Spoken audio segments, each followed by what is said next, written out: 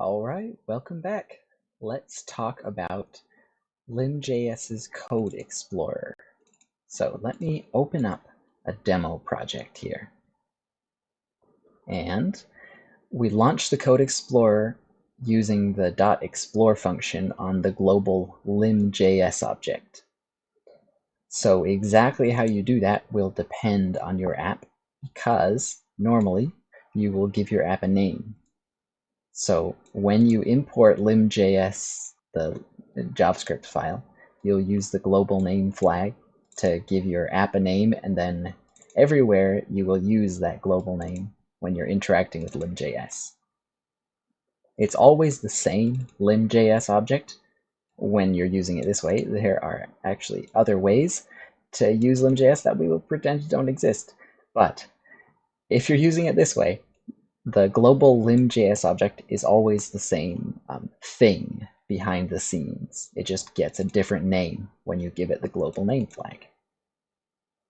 All right, let's head back over to our example. So let's open the developer console with F12, and using our global name, we'll run explore. So if you, for example, had an app called my app, you would tab myapp.explore. We are SpriteWeave. Okay, here is our Code Explorer. It has three components: the build panel, the navigation tree, and the main panel.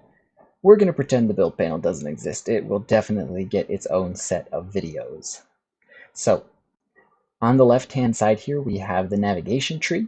It lists all of the outlines and modules in our source code. Let's start with an outline. So this project uses save files, and those save files are under a part in the tree called state. The state has various components, and there is one master state object at the very top. Here it is, state.state, that just has the version of the app you're using and the name of your file, and then the sprite sheets and the images. So while we're looking at the definition of an outline, we can see a little nice formatting and color coding, and we can see previews of any sub-outlines that it references. So let's look at a better example of matching up those previews. As I recall, this is a tree object. It's used to represent these kind of folding menus over here.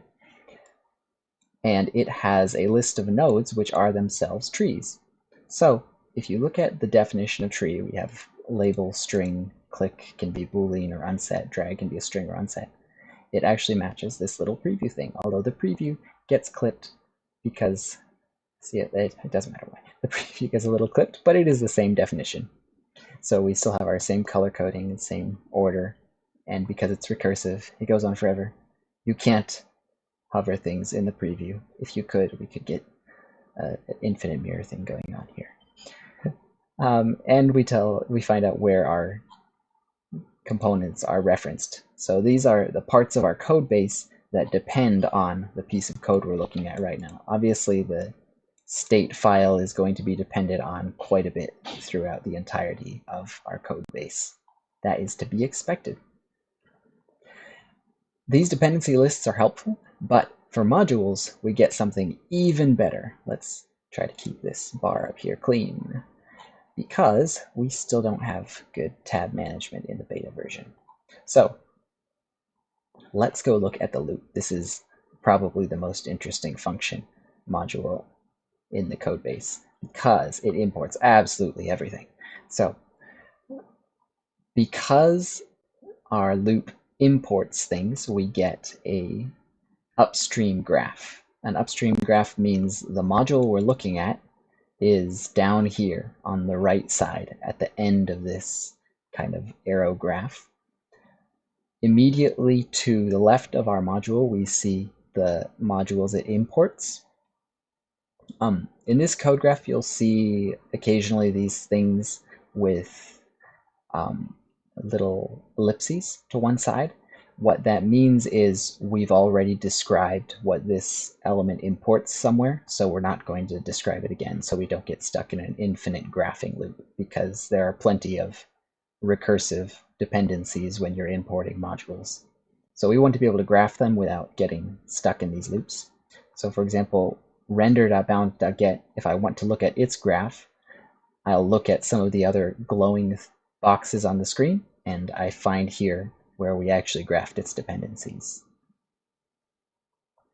All right, loop also imports itself, so we get this one very brief downstream graph saying loop.loop is required by loop.loop. And we get our basic JavaScript code down there. That's pretty much all there is to the Code Explorer. We have our menu with our outlines in their nice little trees.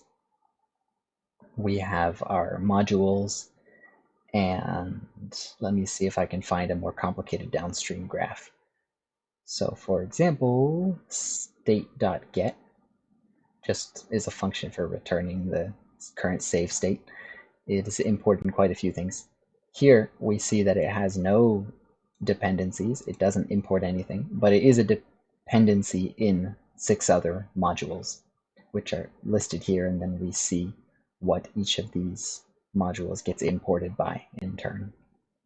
That is everything there is to look at in the Code Explorer except for building, which will get its own set of videos. And obviously, because it's in beta, we still need a few more things. It'd be very nice to have some keyboard shortcuts. We make these easier to navigate. There's a little bit of touchscreen support.